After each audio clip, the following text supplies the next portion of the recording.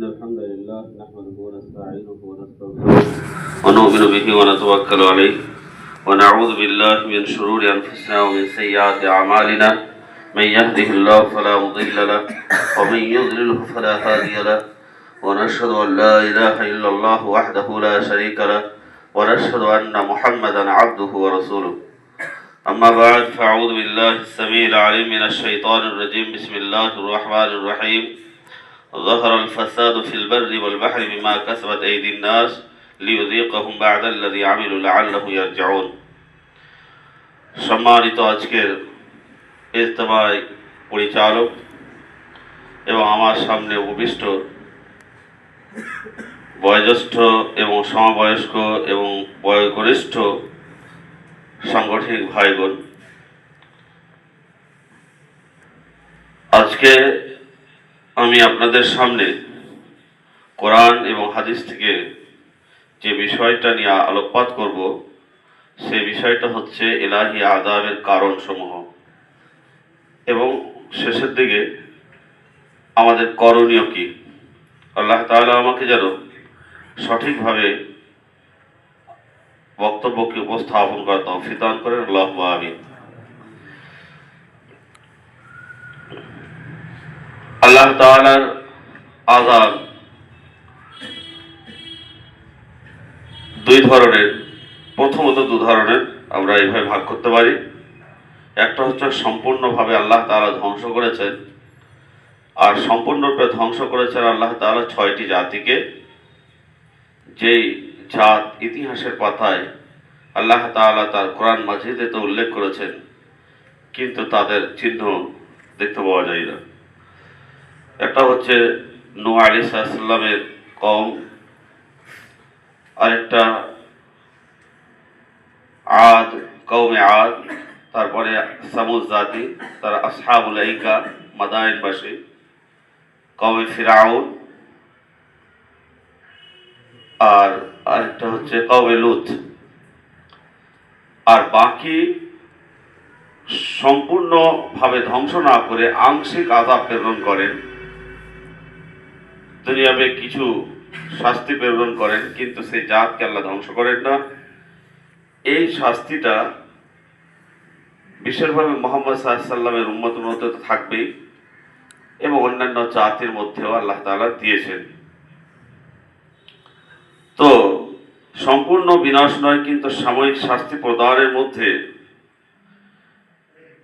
আকাশ থেকে বৃষ্টি বন্ধ হয়ে যাওয়া, ভূমিকম্প হওয়া, জলোচ্ছ্বাস, বন্যা ইত্যাদি তো আছেই।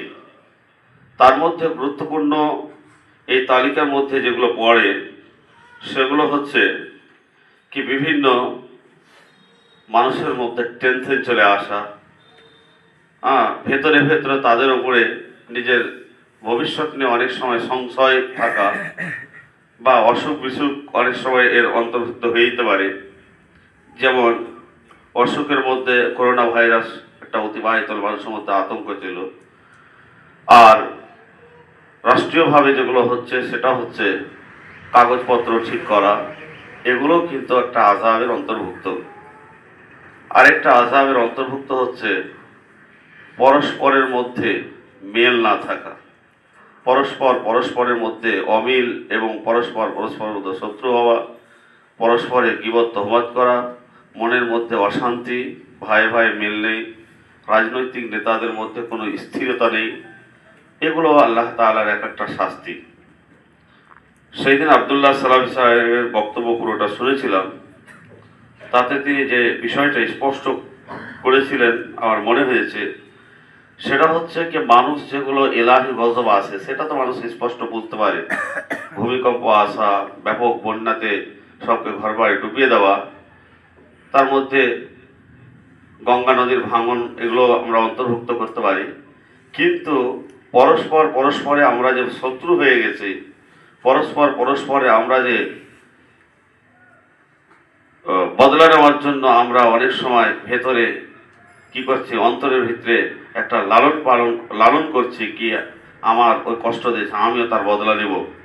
এগুলো একটা আযাব এবং শাস্তি। অর্থাৎ তোমাদের মধ্যে আল্লাহ তাআলা সক্ষম তোমরাদেরকে বিভক্ত করে একজন আরেকজনের মাধ্যমে বদলা নিতে। আর এটা আমাদের মধ্যে এখন ব্যাপকতা লাভ করেছে, কিন্তু আমরা এই বিষয়টাকে আযাব মনে করি না। তিনি এটা স্পষ্ট বলেছিলেন। তো এই ব্যাপারে কোরআন এবং হাদিসের অনেক আয়াত এবং হাদিস রয়েছে। আমরা সে বিষয়গুলো নিয়ে আলোকপাত করব। সেই আযাবের মধ্যে আরেকটা মূল সূত্র, আমরা যে আয়াতগুলো শুনব সেক্ষেত্রে আমাদের একটা মূল সূত্র জেনে রাখতে হবে। ওই হাদিস থেকে আমরা নিতে পারি, এমন একটা সময় আসবে, একটা দল কি আসবে, ওই কাবা শরীফ ধ্বংস করতে আসবে। প্রতিমধ্যে আল্লাহ পুরো জমিনকে ধ্বংস করে দেবেন। তো জিজ্ঞেস করেছেন আল্লাহ নবীকে কি তার মধ্যে তো অনেক ভালো মানুষও থাকবে, তাদের ধ্বংস হয়ে যাবে। তো আল্লাহ নবী বললেন ভালো মানুষরা তাদের নিয়াত অনুযায়ী উঠানো হবে। এখান থেকেও একটা সূত্র আসতে পারে কি অনেক সময় একই আযাব কারোর জন্য পরীক্ষাও হয়ে যায়, কারোর জন্য পরীক্ষা হয়ে যায়, আর অপরদিকে তাদের কর্মের ফল হিসাবে আল্লাহ শাস্তি দিয়ে থাকেন। এবং আল্লাহ তাআলা আংশের শাস্তিগুলো সাধারণত যেগুলো দিয়ে থাকেন, এটা আল্লাহ তাআলা চান এই শাস্তির মধ্যে পতিত হয়ে আমার বান্দারা আমার দিকে ফিরে আসবে। অতএব আল্লাহ তাআলা বিভিন্ন শাস্তি দিয়ে দুনিয়াতে তাদেরকে তার দিকে ফিরাতে চান। এটাও একটা আমাদের জিনিস মনে রাখতে হবে। আমি যেন আল্লাহ তাআলা তুমি আমাকে তৌফিক দান করো বিষয়গুলোকে সঠিকভাবে উপস্থাপন করার।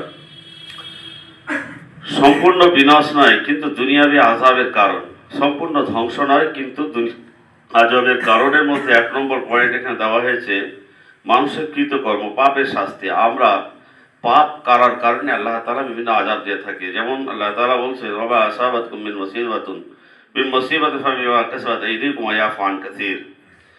তোমাদের উপরে যা কিছু বালা মুসিবত এসে থাকে এটা তোমাদের কৃতকর্মের ফল। এই আয়াতে আমাদেরকে যেটা আমরা পয়েন্ট পাচ্ছি, বালা মুসিবত বা শাস্তি আসার একটা কারণ হচ্ছে আমাদের কৃতকর্ম, আমাদের কৃত অন্যায় কর্মগুলো। ওই ইয়াফু আন কাসীর, আল্লাহ তাআলা অনেক কিছুই ক্ষমা করে দেন, আল্লাহ তাআলা অনেক ক্ষমা করে দেন। কিন্তু আমাদের কৃতকর্ম যখন পাপ কাজ অনেক বেশি হয়ে যায় তখন আল্লাহ তাআলা বালা মুসিবত দিয়ে থাকেন। এই আয়াতটার যদি একটা দেখতে যাই বাস্তব চিত্র, তাহলে আমরা দেখতে পাচ্ছি আজকে মুসলিম সমাজের মধ্যে বিশেষভাবে দেখি, যদি আমরা পার্সেন্টেজের মতো একটা আমাদের মনে ইমাজিন করি বা কল্পনা করি, তাহলে দেখতে পাবো আমাদের এমন কিছু পাপ তেমন দেখা যাবে না যেগুলো আমাদের মুসলিম সোসাইটিতে নেই।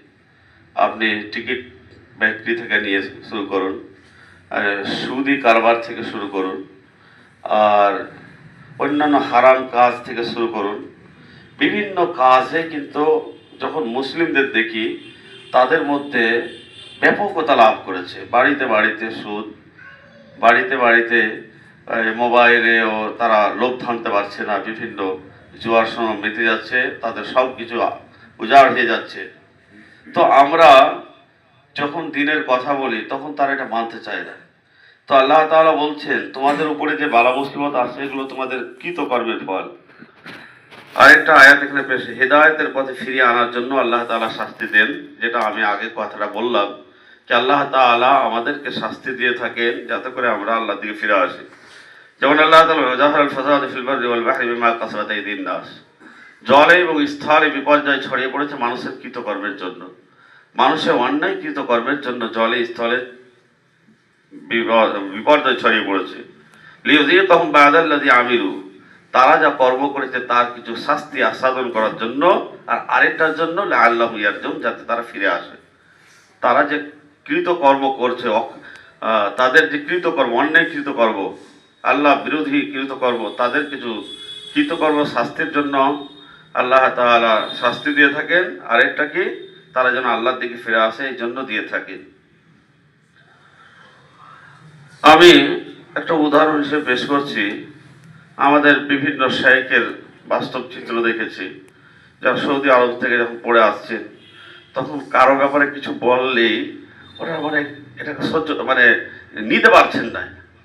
ওখানকার এমন একটা পরিবেশ কি আস্তাগফিরুল্লাহ আস্তাগফিরুল্লাহ, আপনি কারো ব্যাপারে কিছু বলবেন না, এই করবেন না। কিন্তু ইন্ডিয়ার যে একটা বিষাক্ত একটা পরিবেশ, এমন একটা আমাদের রক্তের মধ্যে গণতন্ত্রের যে কুফল, তার কুফল আমাদের রক্তের মধ্যে ঢুকে গেছে।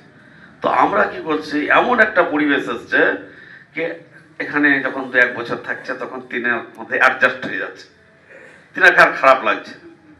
কারণ কি, আমাদের এই যে পরিবেশের যে কুফল, সেটা যে ইসলামিক কৃষ্টি কালচারে এমন একটা পরিবেশ হয়েছে, আপনি যেই ব্যবসায়ী করছেন কম্পিটিশন করতে একেবারেই বিপদ করছে, বা প্রত্যেকটা কাজের ভিতরে বেশিরভাগ মানুষকে মনে হচ্ছে যেন প্রত্যেকে একটা চালাকির একটা পথ অবলম্বন করতে চাইছে, যেটা এগুলো আল্লাহ তাআলার শাস্তি হিসাবে আমরা মনে করতে পারি। আল্লাহ তাআলা এগুলো থেকে আমাদেরকে হেফাজত করেন এবং আমরা যেন সোজা সরল একদম স্পষ্ট ভাষী হয়, আমরা যা কথা বলি তা যেন আমরা নিজেরা আমল করি এবং সঠিক কথা বলি, তাতে আমাদের কথার মধ্যে পেঁচানো ভাব যেন না থাকে, কিন্তু এটা সোসাইটির মধ্যে আছে।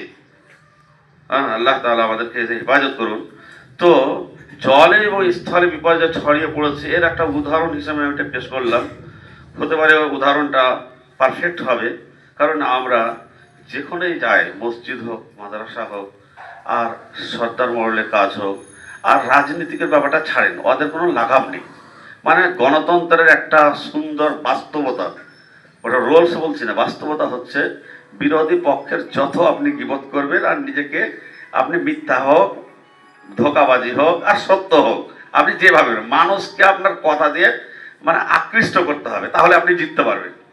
এটা হচ্ছে বাস্তবতা, আমরা দেখতে পাচ্ছি। তো তার তো একটা প্রভাব মসজিদ মাদ্রাসা তো সে ঢুকে যাচ্ছে। মানে ওই যে লোকেরা রাজনীতির সাথে যুক্ত আছে তারাও মসজিদে আসছে, মাদ্রাসা হচ্ছে, আমাদের সর্দার মহলের জামাতের মধ্যে আছে। তো সে ভালো লোকগুলো তো আস্তে আস্তে ওদের কিছু একটা প্রভাব পড়ছে। আর আমাদের মধ্যে তো আমরাও মানুষ, দুনিয়াবি লোভ লালসা, আমাদের স্বার্থপরতা আমাদের মধ্যে থাকছে। আমার এই কথাগুলো বলার একটা উদ্দেশ্য হচ্ছে কি, যাহারুল ফাসাদু ফিল বাররি ওয়াল বাহরি বিমা কাসাবাত আইদিন নাস, মানুষের কৃতকর্মে জলে এবং স্থলে বিপর্যয় ছড়িয়ে পড়ছে, এগুলো একটা বিপর্যয়। আল্লাহ তাআলা আমাদেরকে যেন তুমি যা চাও, তুমি যে বিধান তুমি পছন্দ করো, যে নীতিকে পছন্দ করো, যে নীতিতে চলতে তুমি পছন্দ করো, সেই নীতি অনুযায়ী আমাদেরকে চলার তৌফিক দান করো। আমরা সকলে আল্লাহুম্মা আমিন। আর এটা হচ্ছে বান্দাদের ঈমান পরীক্ষা করার জন্য আল্লাহ তাআলা শাস্তি দেন। কুল্লু নাফসিন যায়িকাতুল মাউত, প্রত্যেকটা নফসকে মৃত্যুর স্বাদ আস্বাদন করতে হবে। মৃত্যুতে আস্বাদন, মৃত্যুর স্বাদ আস্বাদন মানে হচ্ছে আমাদের মৃত্যুর সময় কিন্তু কষ্ট হবে, ওই কষ্টটা আমাদেরকে সবুর করতে হবে, নিতেই হবে। ওয়ানাবলুকুম বিশ-শাররি ওয়াল খাউফি ফিতনা, আর আমি তোমাদেরকে কল্যাণ এবং অকল্যাণ দিয়ে তোমাদেরকে আমরা পরীক্ষা করবো। ওয়া ইলাইনা তুরজাউন, এবং আমার দিকে তোমাদের ফিরে আসতে হবে। তো বান্দাদের ঈমান পরীক্ষার জন্য আল্লাহ তাআলা আযাব দেন। ওয়ানাবলুকুম বিশ-শাররি ওয়াল খাইরি, কখনো আমাদেরকে আল্লাহ স্বচ্ছতা দেবেন, কখনো আমাদেরকে আল্লাহ তাআলা সংকটের মধ্যে রাখবে। সংকট বিভিন্ন হতে পারে, সাংসারিক হতে পারে, রাষ্ট্রীয় মানে একটা জাতিগত কারণের আমরা অনেক সময় সংকট ভোগ করতে পারি। তো আল্লাহ তাআলা আমাদেরকে বিভিন্ন কারণে পরীক্ষা করে থাকেন, যাতে করে আমরা আমাদের সঠিক দিনের দিকে ফিরে যেতে পারি। আল্লাহ এটা চাইছেন, আল্লাহ চাইছেন দুনিয়াতে কিছু শাস্তি দিয়ে, দুনিয়াতে কিছু টেনশনে ফেলে আমার বান্দারা যেন আমার দিকে ফিরে আসে, পরকালের শাস্তি থেকে আল্লাহ বাঁচে। লাআল্লাহুম ইয়ারজিউন, ওপরের আয়াত লাআল্লাহুম ইয়ারজিউন, এখানেও ওয়ালানাবলুকুম বিশাইইন মিনাল খাউফি ওয়াল জু'i ওয়া নাকসিন মিনাল আমওয়াল, আমি তোমাদেরকে অবশ্যই কিছুটা ক্ষুধা দিয়ে, ভয় দিয়ে এবং জানমালের ক্ষয়ক্ষতি দিয়ে আমি পরীক্ষা করব, কিন্তু অবশ্যই সাবিন, যা ধৈর্যশীল, এই সংকটময় মুহূর্তেও যারা আল্লাহ দ্বীনের উপরে থাকবে তাদেরকে আপনি সুসংবাদ দিন। আল্লাযীনা ইযা আসাবাতুহুম মুসিবাতুন ক্বালু ইন্না লিল্লাহি ওয়া ইন্না ইলাইহি রাজিউন, সেই সমস্ত ঈমানদার ব্যক্তি যারা বিপদ আপদে পড়লে তারা বলে ইন্না লিল্লাহ, আমরা তো আল্লাহর জন্য, ওয়া ইন্না ইলাইহি রাজিউন, আর আমাদেরকে তো আল্লাহর দিকে ফিরে যেতে হবে। ইন্না লিল্লাহি ওয়া ইন্না ইলাইহি রাজিউন বলে, উলাইকা আলাইহিম সালাওয়াতুম মির রাব্বিহিম ওয়া রাহমা, এই সমস্ত লোকের উপরে তাদের রবের পক্ষ থেকে রহমত এবং করুণা, ওয়া উলাইকা হুমুল মুহতাদুন, এবং তারাই হচ্ছে হেদায়েত প্রাপ্ত। তাহলে এই আয়াতে আমরা যা বুঝতে পারলাম, যারা আল্লাহ তাআলার বান্দা তাদেরকে আল্লাহ বিভিন্ন পরীক্ষা দিবেন, কিন্তু পরীক্ষাতে যদি ধৈর্য ধারণ করি, সঠিক দিনের উপরে থাকি, তাহলে নিশ্চয় আমরা আল্লাহ তাআলার করুণা এবং রহমত পেয়ে যাব ইনশাআল্লাহ। তারপরে আল্লাহ তাআলা বলছেন, ওয়ালাকাদ আরসালনা ইলা উমামিন মিন ক্বাবলিকা ওয়ালাকাদ আরসালনা ইলা উমামিন মিন ক্বাবলিকা ফাআখাযনাহুম বিল বা'সাই ওয়াদ দাররাই লাআল্লাহুম ইয়াতাযাররাউন, আপনার পূর্বে আমি বিভিন্ন জাতির কাছে রসুল প্রেরণ করেছি, না রসুল প্রেরণ করেছি কি দিবে, হ্যাঁ রসুল প্রেরণ করেছি, ঠিক আছে। ওয়ালাকাদ আরসালনা ইলা উমামিন মিন ক্বাবলিক, আপনার পূর্বে বিভিন্ন জাতের কাছে আমি রাসূল প্রেরণ করেছি। ফাআখাযনাহুম বিল বাসাই ওয়াদ দাররা, এবং তাদেরকে আমি সংকট, দুঃখ, কষ্ট এবং দুর্দশা দিয়ে পাকড়াও করেছি। তাহলে আপনার পূর্বে বিভিন্ন জাতের কাছে আমি রাসূল প্রেরণ করেছি এবং দুঃখ কষ্ট সেই সমস্ত জাতির লোকদের দিয়েছি। ওয়ালাআল্লাহুম ইয়াতাযাররাউন, যাতে তারা বিনয়ী হয়। তাহলে আল্লাহ তাআলা নবীদের অনুসারীদেরকে বিভিন্ন দুঃখ কষ্টতে ফেলেন বিনয় করার জন্য। আল্লাহ তাআলা আমাদেরকে দুঃখ কষ্টের মধ্যে ফেলবেন আমাদেরকে বিনয় করার জন্য। আর আল্লাহ তাআলার কাছে বিনয় বান্দারাই তো প্রিয়। একটা কথা আমি খুতবাতে বিভিন্ন সময় বলেছি কি, মানুষ তার পাপের কারণে জাহান্নামে যাবে, অবাধ্যের কারণে যাবে, কিন্তু নেকি দ্বারা আল্লাহ তাআলার করুণার পাত্র তার উপরে আসবে, অর্থাৎ সে আল্লাহ তাআলার প্রিয় বান্দা হবে। কিন্তু নেকির বদৌলতে আমরা জান্নাত যেতে পারি না। আল্লাহ তাআলার রহমতের জন্য আমরা জান্নাত যাব, আর রহমত পেতে গেলে আল্লাহ তাআলার অনুগত বান্দা হতে হবে। ব্যাপারটা এরকম, আল্লাহ তাআলা আমরা যদি অনুগত বান্দা হই তো আল্লাহ তাআলার রহমত আমাদের উপরে আসবে, কিন্তু আমাদের নেকির কাজের বদলে আমরা জান্নাত যেতে পারি না। কারণ আল্লাহ যা নিয়ামত দিয়েছে সেই নিয়ামতের আমরা কিছুই বদলা দিতে পারি না আমাদের নেকির কাজের মাধ্যমে। আর এই কথাটাও মাঝে মাঝে বলি, আমার যেটা ব্রেনে এসেছে, আল্লাহ তাআলা আমাকে হয়তো সঠিকই জ্ঞান দিয়েছেন, সেটা হচ্ছে কি, আল্লাহ তাআলা যে বিপদ দিচ্ছে বা অনেক সময় আমাদের দ্বারা ভুল ভ্রান্তি হয়ে যাচ্ছে, এই দুর্বল করে যে সৃষ্টি করেছে মানুষকে, আল্লাহ তাআলা দুর্বল করে সৃষ্টি করেছে, এদের দ্বারা হয় মানে অন্যায় কাজ হয়ে যায়। তো এটাও কিন্তু আল্লাহ তাআলার একটা রহমত মনে করছে কি, আল্লাহ তুমি দুর্বল করে সৃষ্টি করেছে। কারণ কি, দুর্বল যদি না হতাম, আমাদের পাপ না হতো, তো হয়তো আমাদের মধ্যে একটা অহংকার চলে আসতো, আমি তো ইবাদত বন্দেগী করনেওয়ালা। আর যখনই অহংকার চলে আসবে তখন আল্লাহ তাআলার আমি রহমত থেকে বঞ্চিত হয়ে যাব। আর যখনই আমি একজন ইমানদার বান্দা, আল্লাহ সন্তুষ্টি চাইছি, আমি পাপের কাজ থেকে বাঁচতে চাইছি, অথচ আমার দ্বারা ভুল ভ্রান্তি হয়ে যাচ্ছে, আর আমার পাপটা যখন মনে থাকছে তখন আল্লাহকে স্যালেন্ডার হয়ে গেল। আর আল্লাহ এটাই তো চাইছে। আরেকটা কথা বলছি কি, নামাজ রোজা ইত্যাদির ফরজ করেছে, তো এটা আমার ব্রেনে আসছে কি, আল্লাহ তাআলা তুমি কত দয়ালু কি তুমি নামাজ ফরজ করেছো, তুমি কত রহমানুর রহিম কি তুমি রোজা ফরজ করেছো। যখন আমরা নামাজ এবং রোজার বাস্তব যে ফলাফল, আধ্যাত্মিক ফলাফল, মনের যে ফলাফল এবং বাহ্যিক ফলাফল এবং সোসাইটির ফলাফল যখন আমরা পর্যবেক্ষণ করি, তখন আল্লাহ তাআলার প্রতি আমরা সন্তুষ্ট এই এজহার করতে আমরা বাধ্য হয়ে যাই যে তুমি রহমানুর রহিম বলেই নামাজ ফরজ করেছো। কারণ এই নামাজ যারা পড়ে না তাদের সময়ের কোনো হিসাব নেই, তাদের মানে অন্তরের কোনো হিসাব নেই, তাদের শরীরের কোনো হিসাব নেই। যাই হোক, ওটা বিষয় আমার নয়। তারপরে আল্লাহ তাআলা বলছেন আহসিবান নাস আন ইয়াতরাকু, আমরা আল্লাহ তাআলা বলছেন আহসিবান নাস আন ইউতরাকু আন ইয়াকুলু আমান্না বিল্লাহ, তারা কি মনে করেছে, মানুষরা মনে করেছে তাদেরকে এমনি এমনি ছেড়ে দেওয়া হবে, কি তারা বলবে আমরা ঈমান নিয়ে এলাম আর তাদেরকে পরীক্ষা করা হবে না। অর্থাৎ আমরা যদি ঈমান নিয়ে আসি এবং আল্লাহর প্রতি বিশ্বাসী হয়, প্রকৃত বিশ্বাসী হয়, তাহলে অবশ্যই আল্লাহ তাআলা আমাদের পরীক্ষা করবে। এই আয়াতে বলে মানুষকে মনে করে নিয়েছে কি তাদেরকে এমনি এমনি ছেড়ে দেওয়া হবে, তারা বলবে আমরা ঈমান নিয়ে এলাম এবং তাদেরকে পরীক্ষা করা হবে না। ওয়ালাকাদ ফাতান্নাল্লাযীনা মিন ক্বাবলিহিম ফালা ইয়া'লামান্নাল্লাযীনা সাদাকু ওয়ালা ইয়া'লামান্নাল কাযিবিন। ওয়ালাকাদ ফাতান্নাল্লাযীনা মিন ক্বাবলিহিম, তাদের পূর্বে যে সমস্ত জাতি ছিল তাদেরকে আমি পরীক্ষা করি, অন্যান্য নবী রাসূলদের যারা উম্মত তাদেরকে পরীক্ষা করেছিলাম, যাতে করে আল্লাহ তাআলা এটা জেনে নেন কি কারা সত্যবাদী, প্রকৃত সত্যবাদী, কারা প্রকৃত সত্যবাদী, পার্থক্য করে দেন। তা আল্লাহ তো জানছে, সব জানে, মানে আল্লাহ জানিয়ে দিতে চাইছে মানুষদেরকে এরা হচ্ছে ভণ্ড অনুসারী, মানে মানে মুনাফিক, আর এরা হচ্ছে প্রকৃত ঈমানদার। মানে মুনাফিকরা যখন রাসূলুল্লাহ সাল্লাল্লাহু আলাইহি ওয়াসাল্লামের কাছে আসেন, তো সূরা মুনাফিকুন আমরা যদি পড়িতে দেখতে পাবো কি, তো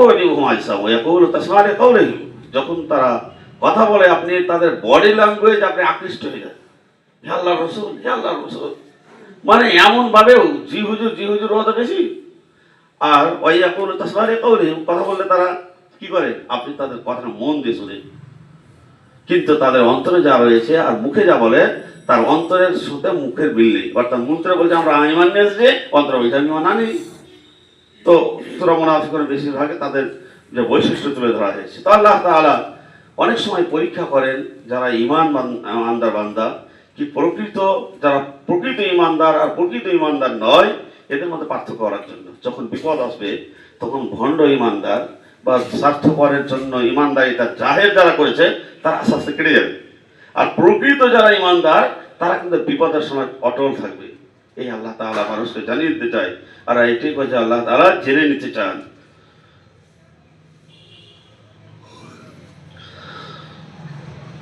তারপরে রাসূলুল্লাহ সাল্লাল্লাহু আলাইহি ওয়াসাল্লাম বলছে ইন্নাল্লাহা ইযা তুলিতু বিআবদি বিহাবিবাতাইহি ফাসাবারা, যখন আমার কোনো বান্দাকে তার দুটি প্রিয় বস্তু অর্থাৎ দুটি চোখ দিয়ে যখন পরীক্ষা করি আর সে ধৈর্য ধারণ করে আল্লাহর এই সিদ্ধান্ত করতে সে সন্তুষ্ট থাকে, তো আওয়াজতুহু মিনহুল জান্নাহ, সেই দুটি ধৈর্য ধারণের মাধ্যমে তাকে আমি জান্নাত দিয়ে বদলা দান করি। সুবহানাল্লাহ। তাহলে এটা একটা উদাহরণ, যদিও যারা অন্ধ ব্যক্তি তাদের জন্য, তারা যদি আল্লাহর প্রতি সন্তুষ্ট থাকে অন্ধ হওয়ার জন্য যে আল্লাহ তাআলা আমার কাছে চেয়েছেন আমি তার উপরে সন্তুষ্ট, আল্লাহ যেভাবে সৃষ্টি করেছেন তাতে আমি সন্তুষ্ট, তো সেই ব্যক্তিকে আল্লাহ জান্নাত দিবে। এর দ্বারা এটাও আমরা জানতে পারছি এই ধরনের যারা এইরকম বালা মুসিবতে পড়বে এবং তার উপরে আল্লাহর প্রতি ধৈর্য ধারণ করবে, আল্লাহর প্রতি সন্তুষ্ট থাকবে, তাদেরকে আল্লাহ তাআলা তার অফার অনুগ্রহের দ্বারা তাদেরকে আল্লাহ তাআলা পুরস্কার দান করবেন। ওয়া রাসূলুল্লাহ সাল্লাল্লাহু আলাইহি ওয়াসাল্লাম আজাবাল লিআমরিল মুমিনি, মুমিনের সবটাই আশ্চর্যজনক।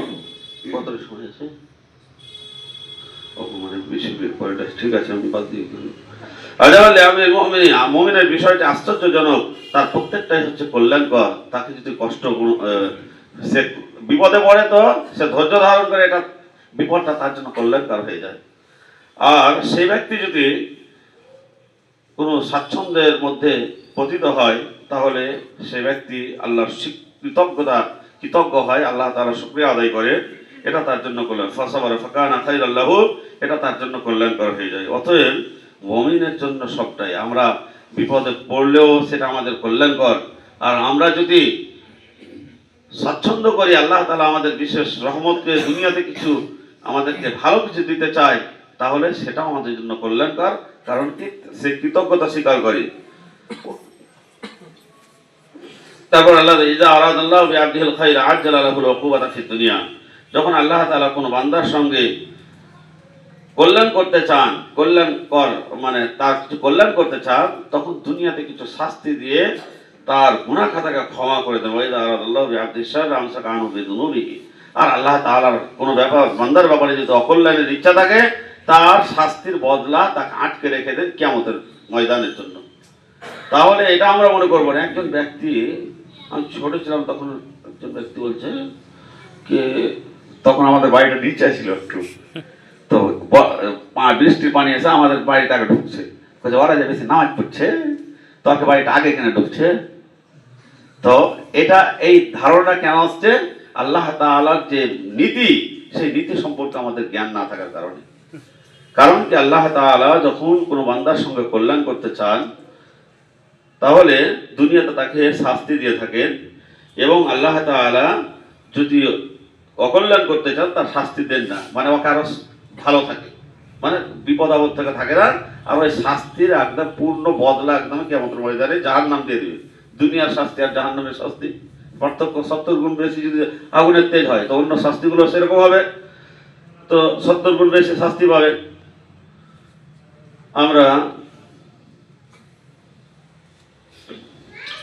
এবারে আমরা